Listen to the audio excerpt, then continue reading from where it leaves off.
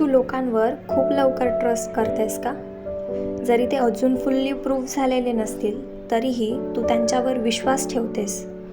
कोणीतरी थोडं चांगलं बोललं तू लगेच कम्फर्टेबल होतेस. कोणीतरी केअर दाखवलं तू त्यांच्यावर ट्रस्ट ठेवतेस आणि मग जेव्हा ते बदलतात तू कम्प्लिटली ब्रेक होतेस. तुला वाटतं मी एवढी स्टुपिड आहे का?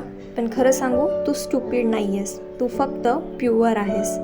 तू इझिली ट्रस्ट करतेस कारण तू लोकांना तुझ्यासारखंच समजतेस. तुला वाटतं मी जसे आहे तशीच सगळे असतील, पण रियालिटी सगळे तुझ्यासारखे नसतात. स्टेप 1, ट्रस्ट लगेच ठेवू नकोस, लोकांना ऑब्झर्व करायला टाईम दे.